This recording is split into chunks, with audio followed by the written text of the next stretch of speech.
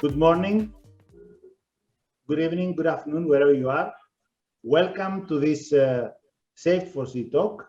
Today, we'll be discussing the topic of managing human factors with the help of machine learning.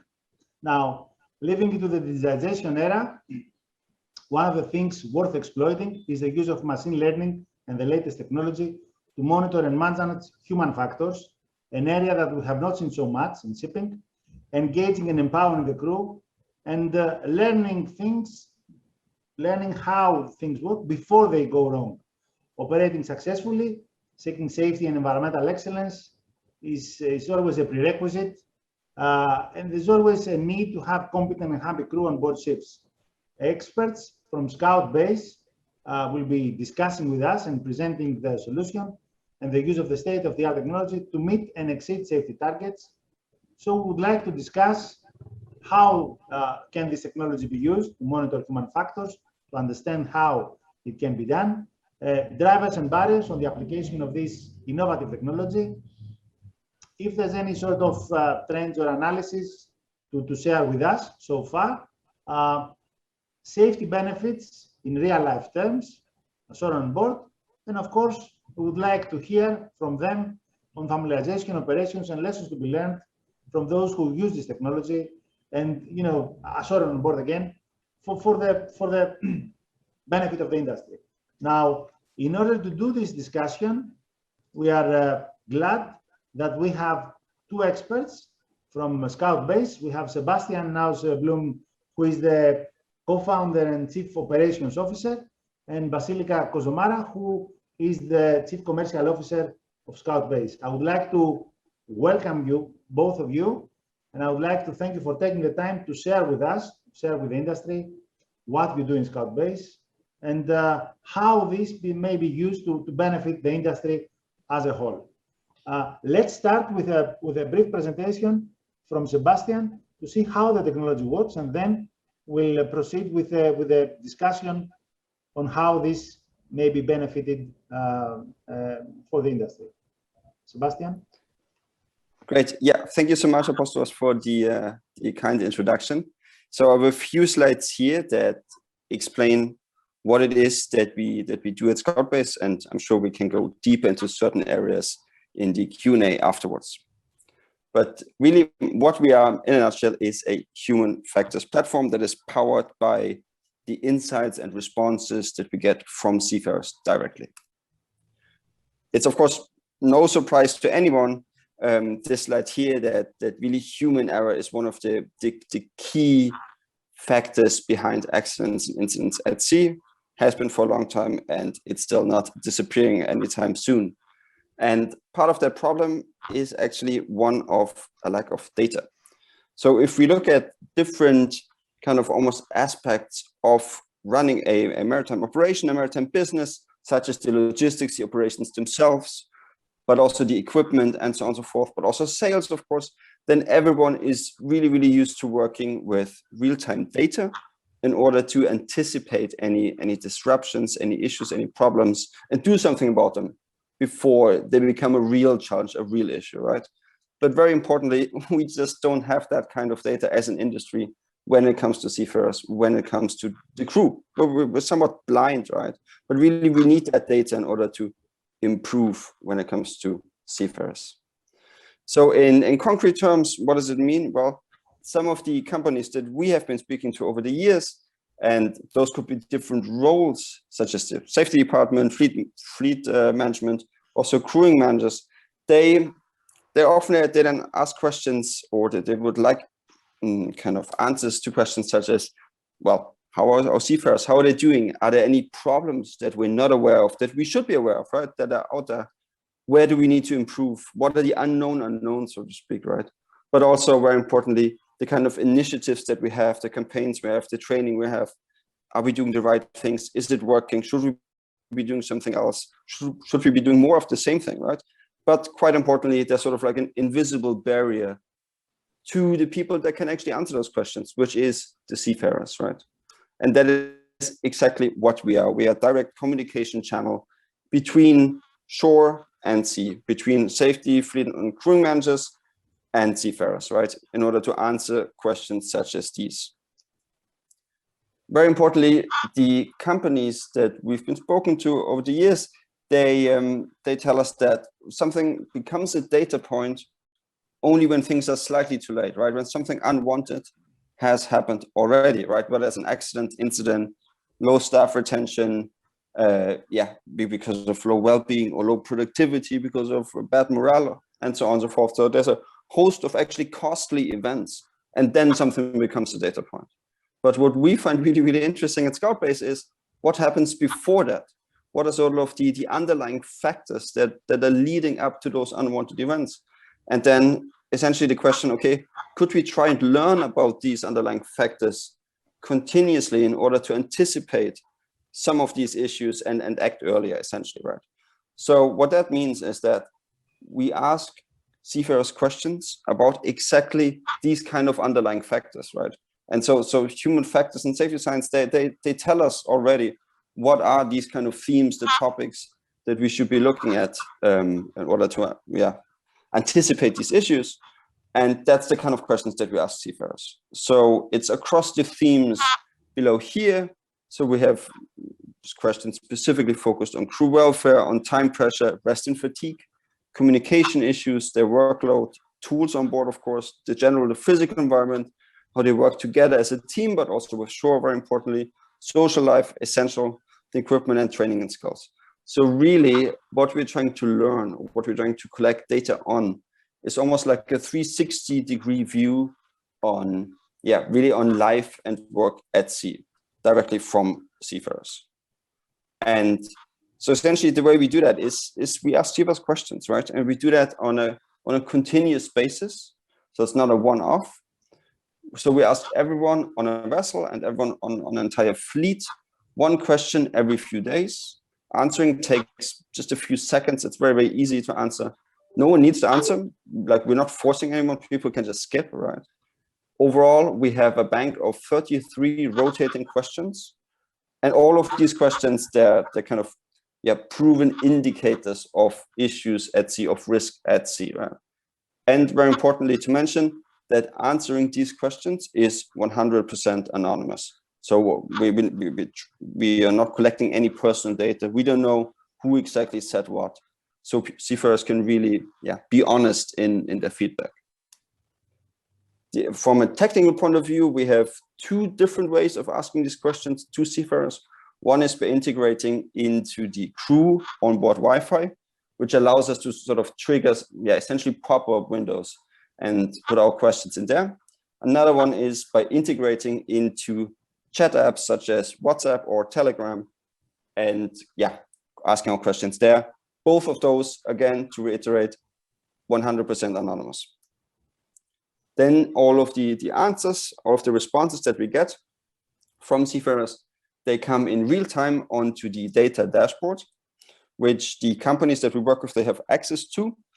And who can see that data? Well, it's different roles within the organization. So it's typically people working with kind of, fleet performance, like operations, but also, of course, safety and well-being. And there are some other roles that are also interested in this kind of data. And then the dashboard, which updates in real time, it allows those roles to really track some of the emerging issues, kind of see, right, what's happening right now, what trends are developing that are maybe worrying that we should be looking at. And in essence, it allows them to keep an overview, kind of like a finger on the pulse on how the organization is doing at sea, but also zoom into some of the issues that might be there. And we provide further detail for that. Another aspect that I really want to highlight is that we have the ability for companies to create their own custom questions or even messages on top of the 33 questions that we're already sending to seafarers. So something that might be quite specific or even like time sensitive, it could even be like a campaign or whatnot. Companies can create that, send it out via our communication channel and get a lot of responses to that very, very quickly. So what's the difference between us and like a traditional survey tool? Well, I mean, really the key thing is with a survey, what you get in the end is a snapshot view, right? So you get a sense of, right, that's how people felt at this day, And then when you do it once a year, then yeah, that's a very few data points that you get. But the important thing is that our data comes in real time, which means that it's not a snapshot, it's a live stream. So importantly, you can track certain issues over time and see how they are developing. Are they getting better? Are they getting worse? Right? Which really provides this sort of like real-time sense of how the crew is doing. One thing that I would really like to highlight as well is that where we come from, and also in a way, yeah, how we started is by acknowledging seafarers as the experts on their daily work and life at sea, right? They are the frontline staff. They are the ones that know what is working and what isn't working. So why not ask them when we're trying to improve some of these things, right? So that's just that was our starting point. And kind of following that was that the tool that we created, based on that almost like stance, is a tool that is bottom up. So it's really acknowledging them, and it provides a bottom up communication tool that allows seafarers to really almost like, share concerns, cutting through some of those organizational layers that might prevent them elsewise, right? So really they can make sure that some of the decision makers see what they are saying, like the data points that they're providing. Then to mention on the questions that we ask, we didn't come up with them ourselves. They are compiled from different frameworks and best practices in safety science and human factor science. So frameworks such as the SPAR-H model derived from the US nuclear industry and others as well. Then what are the use cases? How do people work with that data? So really, first and foremost, it's about understanding where the needs are. So where are needs for improvement for a specific vessel or the entire fleet of a company that we work with? That's a key sort of like learning point. Then another one is really, diving deeper. So going beyond some of the more almost obvious issues that are being talked about, such as bad connectivity or issues with food and so on. What are some of the trickier issues that are nonetheless there, right? That cause low well-being or can cause actually accidents at sea, right? So that's what our data provides to bring to the surface almost. Then very importantly, because our data comes in real time, and it's actually, quite a lot of data, it allows different people to then work much more proactively with data, with safety, and take actions in order to anticipate some of these issues I mentioned before and do something about them, right?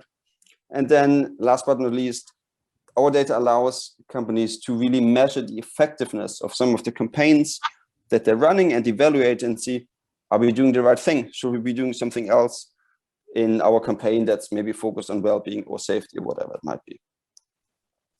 So you could call our data set almost like a continuous human factors risk assessment. And that would probably actually capture it quite well. The way we see it is that our data has implications for different parts of the business almost, right? For different work streams. So whether that's identifying risk, looking at the human error specifically, or improving, finding opportunities for continuous improvement when we look at productivity, or of course training, but also very importantly, well-being.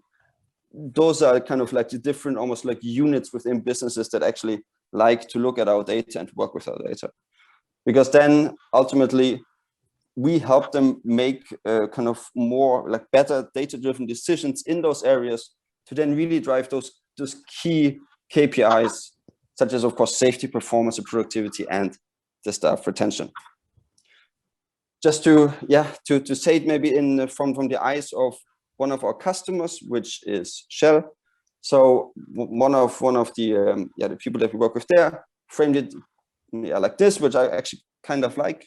So this person said, so a lot of solutions, they really concentrate on fixing issues.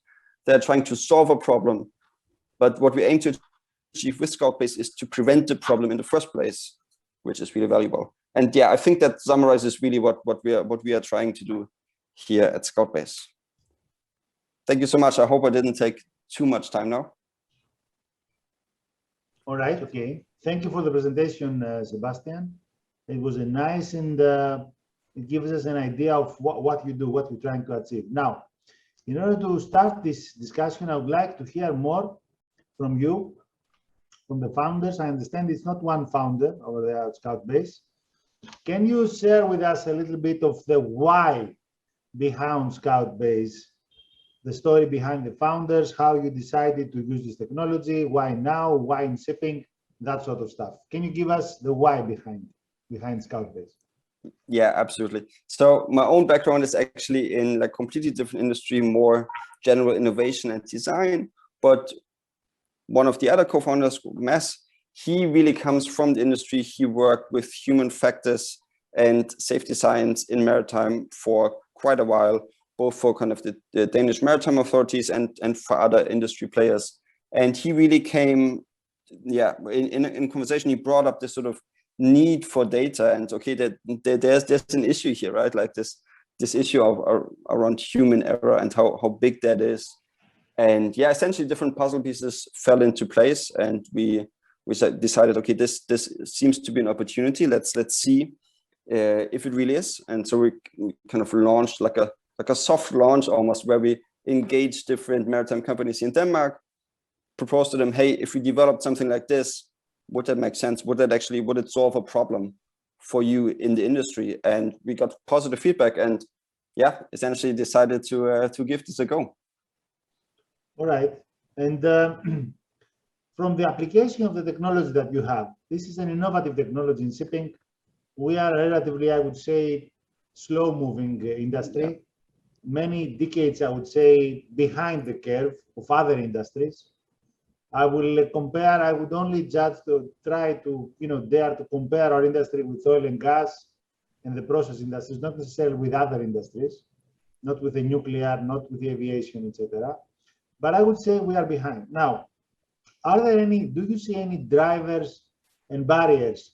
I really like, out of your technology, I really like what Cell stated in your last slide, trying to understand before things go wrong. And I think that's the interesting part, because in shipping, we tend to say a lot of things about lessons to be learned. Now, it would be ideal if these lessons were never, realized, if these incidents were never realized. So do you see any sort of drivers and barriers for the application of this technology across the industry on both ships? What's your view on this? Yeah. Absolutely. I mean, it's actually quite exciting time to be Scoutbase right now, because they're almost like from different, almost like sides of the industry, where we're seeing kind of like a rising acknowledgement for the need to do something about human factors, and to work with that in a more systemic way, in a more data-driven way. So, I mean, whether we look at element 14 of DMSA or the dry BSM or ESG monitoring, there are more and more requirements coming up saying, okay, right, we need to step up our game. We need to do something about it. At the same time, we do see a kind of like a growing interest from the industry directly, also in regards to issues that were, maybe exacerbated, let's say, by COVID, around seafarer welfare and the human aspect, human side of that, and implications that can have, right? So really from different sides, it's almost like a trend that's moving. Maybe, it could be faster for our sake, but it is coming, and that is really good to see. Talking about the drivers, any sort of barriers? You see any sort of barriers? Yeah, I mean, one thing specifically I would probably mention is that the need to still work with the data. It's not like a magic bullet, like a thing. Oh, we do this one thing, we have this one tool, and then human factors check, it's done. No. So also with our data, it's just a puzzle piece. It's one building block, right? Companies still need to work with our data to actually put it into practice, do something about it, build initiatives based on that, on the learnings that come out of our data. So there is still the need to generally, kind of bring human factors to the forefront of those organizations, devote resources and time and effort to and money as well, of course. And if I can just add to that, Sebastian, I think what the industry, so you said, Apostolos, that as maritime, the industry is quite behind others, yet at the same time, it's an industry that's trying to learn from others. So aviation is often used to compare with maritime, and aviation is quite advanced in how they're working with human factors. And that's obviously helpful with this trend and driver. And it is, funnily enough, coming from, so Sebastian mentioned OCIMF and the TMSA, it's coming from the oil and gas side. But it's still a very complicated subject, I would say, and I would say complicated in a way to compare it to perhaps other initiatives which are more like, well, if you use this, it will, you know, it's a single point solution for something, and this is really about understanding an entire system. And in that way, I think a barrier is still there in the industry, that this understanding about human factors, understanding the link between crew well-being and safety performance is not quite as mature everywhere. We definitely see leaders at the forefront. We see this being driven forward, helped by COVID, unfortunately, but it's still not there yet, not as where it should be, where we would like it to be, and where the industry needs it to be to improve its safety performance. Yeah, absolutely right, Basilica. Could not agree more, as I'm always used to say. Fully agree. We are what you do, trying to, you know, work with the human factors is a pioneering aspect, especially in shipping. Oil and gas may be a couple of decades ahead of us, but in shipping, we haven't seen work in the human factor space area, and we haven't seen people being able to understand the work that is going on over there and how this work in numbers, not in the general context. Yes, if we have a happy crew, yes, we will have safe performance, better safe. That's okay. How much? You don't measure, and if you cannot measure, you cannot improve, as others say. I cannot agree more with your comment. By the way, speaking of numbers, do you have any sort of case study to share with us? If you have any sort of estimation with respect to payback period. I'm not interested about the costs. No, I'm not interested about the financial aspect of it. I understand that every solution comes with a cost. I understand that. There's an initial cost, usually call it a CapEx, and there's an operational cost, usually we call it OpEx. I understand there are numbers over there. I'm interested more about payback. Do you have any sort of case study? How many months or years or weeks it takes for the payback? If you have any sort of number aside of what you do. So I have to say, if I can take this on, I always have a sort of inherent personal conflict when we're talking about numbers and safety, though I understand we're all commercial businesses and it does come back to the numbers at the end of the day. But I wonder if that's the right mindset, because as Sebastian said, it provides you with a tool, but it really depends how you use the tool. And if the mindset of the person on the other side is, well, if I buy Scoutbase immediately, I'm gonna have this delivered without any effort of my own, that's kind of not what we're trying to do. But nevertheless, to answer your question directly, it's currently what we're working on. So Scoutbase is about delivering value to companies through helping them build more resilient operations and seeing the benefits come out of the longer time. Currently, as we work with our customers, we see sort of, as Sebastian mentioned during his presentation, there is a productivity benefit for staff, there's a retention benefit, and there is safety. Depending on where the organization is at the point in time that we start, it influences obviously the payback period in a sense. So it's still something that we're working on. It is longer term. It's not buy Scoutbase and tomorrow you will see your world change and the savings will be that much. But in terms of the shorter term benefits as well, what we have also seen is the ability to use the data that you get from Scoutbase to really prioritize where you're spending your existing budget, for example, in welfare programs or improvement. So in that sense as well, you can actually get well, help. Sometimes it's saving, sometimes it's not, but at least knowing that where you spend your money is really where you need to spend your money. Yeah. And may I ask, is it a software as a service? I mean, you have a fixed annual fee, or you have also an introductory fee, and then you have an annual fee? What sort of model you are employing? Yeah, it's annual. What we charge our customers is an annual fee depending on the fleet size and essentially the amount of seafarers. Yeah, I mean, that depends on the number of the seafarers using Scoutbase, not the number of ships. It does depend on the number of ships, yes. But there are no initial costs. I mean, that's only an annual fee per ship. Yes, exactly. Correct. Okay, I mean, it does make sense. I mean, I'm not interested about the financials. I'm not interested to hear about numbers.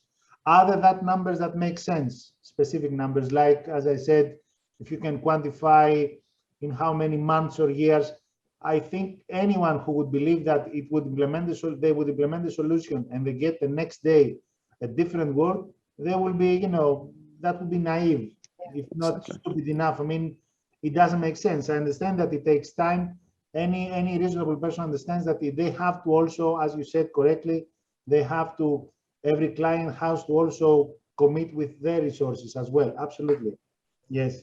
Now, regarding familiarization, operation, and lessons to be learned out of the use of the technology itself, have you had any feedback? I would like to guess, I would assume maybe that the seafarers maybe not so, prompt on, using the application firsthand. It's always difficult when you introduce something new, something innovative.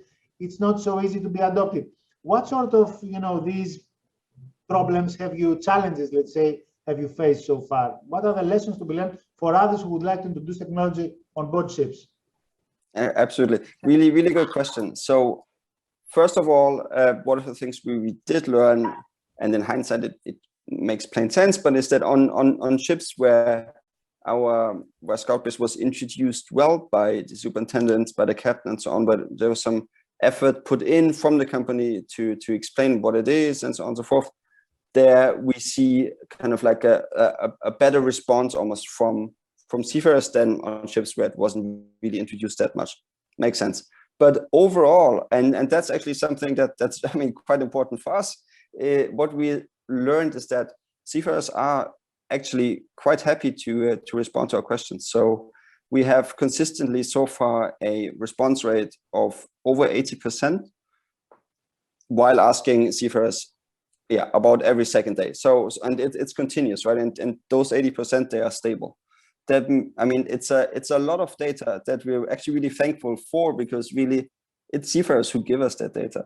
But it speaks really to a need on their end, kind of to be heard, right? Like that is something that we allow them, we allow them almost like to raise their voice directly. So it's a tool for seafarers, you could say. I think that's part of why we have this 80%. Okay, and are you asking seafarers to reply when they are on board ship, or you ask them to reply when they are ashore? It's when they're on board, exactly. So it's not while they're working, right? So it's when they're either on break or have a free time. That's when they see our questions. And one thing actually to add as well, so that was sort of like the first level of responses and engagement, you could say. But another thing that actually surprised us is that when you answer these questions, right, at some point there's a little thing where it says, oh, say something else, where like if you want to elaborate, right, you can have a free text field and write your own answers. Initially we thought no one's really going to use that, it takes more time, more effort, but actually what we're seeing is that a lot of seafarers are using that on a regular basis. So it's almost like a second level of engagement. It speaks to an even higher need to be like, no, I want to share this, like I want to say something, right? I have something to say. So yeah, that's something that we're really excited to kind of see, that level of engagement from seafarers. That's very, I would say, encouraging, and that's very interesting. May I ask, do you have any sort of concrete feedback on what is this? You said 80%, and that's, I assume that's an approximate figure. Do you see this figure going up or down after, let's say, the second tour on board another ship, or after XYZ months, let's say after 12 months, do you see this figure improving, going up, or going down? What's your feedback on this? As long as you use the technology, I understand you said if it's properly introduced, they will follow up. That's okay, that's very encouraging. Now, after 6 or 12 months, is this number going up or down? What's your take on this? So far it's stable, but something that sort of our hunch is that if no one feeds back, then eventually it will go down. I mean, if you're a seafarer, right, and you say something over and over again, and you feel like you're not being heard, then at some point you're going to stop, right? So really, it is very important that the customers that we work with, that they actually then feedback, even if it's feeding back things like, okay, we hear you, we identified that this is a thing, we're working on it. No one's really expecting like silver bullet solutions at all, but we just that being heard, that something is being done with the data. Feeding that back and thanking people actually for inputting that data and giving responses. And we see that with our customers, that when that's being done, that will keep up the engagement rate. Excellent. Now I have a couple of questions more or less on the background of what you do. I'm sure you have success stories so far. I would like to ask you, how many years you're doing this? How many years is Scoutbase in existence? Yeah, we're in existence, 3.5 years essentially. Around about that. My question is as follows. If you go back 3.5 years ago, when you started the company, I'm sure you had some sort of vision and milestones, etc. Have you achieved more or less compared to what you were thinking back at that time? And my point is not necessarily if you have achieved more or less. My question is about why this has happened. If you achieved more, why do you think this has happened? If you achieved less, why do you think this has happened? So what's your take on this? There are other people out there willing to start something, to use innovation, to put their their thoughts into work and get something to the market. What's your take on this so far? It's interesting. I'm not sure there's a really easy answer to this question, but it's a very good question. But I mean, so one thing that I would start off saying is that one of the things that was our milestone is to land an oil major, and so we've done that. So that was actually in a way almost easier than we expected. But definitely other things were harder than certainly I expected. I think personally I underestimated sort of like some of the barriers or resistance to working in a data-driven way when other industries you have data sets that are maybe not the same, but similar, right? Where it's a no-brainer. It's like, yeah, you have that data. Of course, you have to work with it. There's no other way apart from working data-driven and making decisions based on that, right? Whereas Maritime, it's coming slowly, as I said before, but it wasn't as easy like a sell as we maybe would have liked. So it takes some, it's not a sprint, it's a marathon. That's for sure. That's for sure, because we have a lot of discussions with other colleagues being many years in the market. And one of the observations we tend to, all of us agree, is that there's always a long history of maritime failures in the startup area. We've seen a lot of companies going to the market and not making to the market. Let's say, I understand it's only 1 out of 3 companies that survive after 3 years. It's only 1 out of 10 who are there after 10 years, and so on and so forth. These percentages are unbeatable on a world scale. My question is, we've seen a lot of failures in maritime startups. I wishing you all the best. I would like to, and many others would like to see you here after 10 years, prosper in the market, changing the standards and so on and so forth. My question is to you, why do you think your story will be different from other failures, from other startups who failed in the market? So that's the question. What's your this? It's a good question. I would probably start off saying that I think across all industries, generally the chances of a startup succeeding are quite limited. Anyway, so I'm not sure if it's a specific maritime thing, And of course, I mean, if we knew that this was going to work out, then that would be fantastic, right? So also there is no certainty, definitely not if you're like starting your own company. But one of the things that I would like to highlight is that some startups in the past, I mean, and it's still happening there, it's more like a technology-driven approach. It's like we have this technology, let's try and apply it to this or shoehorn it into that. So it's coming from that point of view, which generally I'm not the biggest fan of. So I think, and that's the approach that we've taken, is it makes more sense to start with a problem, identify a problem, start from almost like the human perspective, right? Which for us is sort of the shore and seaside perspective, right? And building it from the bottom up. And that's sort of the strategy that we believe in, that we ourselves are betting on, if that makes sense. Okay. If I can just add to that, seeing it also from as coming new to relatively new to Scoutbase, and seeing it from the perspective of Sebastian, Mads, and Jas, the co-founders, there's definitely this view that a lot have had about the maritime industry as needing to be disrupted and needing to sort of falling behind on the digital application of digital technologies, and kind of now is a right time for disruption. And a lot of startups came in, as Sebastian said, very much driven by a technology. Oh, actually, we have a great technology, and if it's applied to marine, it can change the world. And what is very different about Scoutbase is actually that it came from a problem, as Sebastian said, a problem that one of our co-founders, Matt, as Sebastian talked about earlier, came from this perspective of actually doing incident investigation, having been a seafarer, understanding the challenges from within. And there was really this passion about making a difference. And Scoutbase didn't pick a very particularly easy problem. It's a problem. Human factors are not an easy problem, particularly in maritime to solve. So it was really this passion that kept the team going so far in terms of trying to make a difference, rather than just trying to implement a new technology in a new industry. Yeah, that's okay.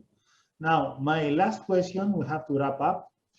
If you would, let's say, imagine an ideal world for your solution, what would that ideal world would be in terms of the market? So what's another way to put it, what's your message to the market? If out there was an ideal world, what are you trying to say? What would you like to say to the market, to put in that sense? Your views. Yeah, I mean, I think I would probably highlight what I mentioned before, that really it is time now to focus on human factors, do it in a serious way, not in a tokenistic way or like a surface level thing or like a checkbox thing, like, yes, we've done it, but take it seriously, right? Because it is a real problem. It's a problem that's actually costly, and also move away from maybe like a, in regards to human factors anyway, like a short-term view, and shifting to a long-term view of like, okay, right, if we actually embrace human factors, do something about that, not just what can we avoid, like regulation, whatever, but also like how can we, what's the upside of it, right? Can we become a company that's known to just be fantastic, have like great well-being, fantastic safety record, that actually a company that actually cares, in other words, right? So yeah, make it as a strategic priority. I think it's time now. Basilica, your thoughts on this? My thoughts would probably be to quote Sebastian on something that he said a couple of weeks ago, and it was that it's something that I've heard in other forms as well, but that seafarers move the cargo, not the vessels, and that it's time. Sort of COVID has highlighted the role that the seafarer plays in the industry, and I think now for dealing with the post-COVID, which I hope will soon come, understanding that there's still challenges to deal with COVID, but looking forward, we need to have that focus on the seafarer, on the individual, on the human element. And actually this can help us lead to the next steps improvement in the industry, whether it's more efficient operations, dealing with challenges like decarbonization, but also fundamentally safety. Yeah. All right. I would like to thank you all. I would like to thank our viewers for the time, and looking forward to seeing you in one of our next episodes. Thank you very much. Thanks a lot. Thank you. Thank you.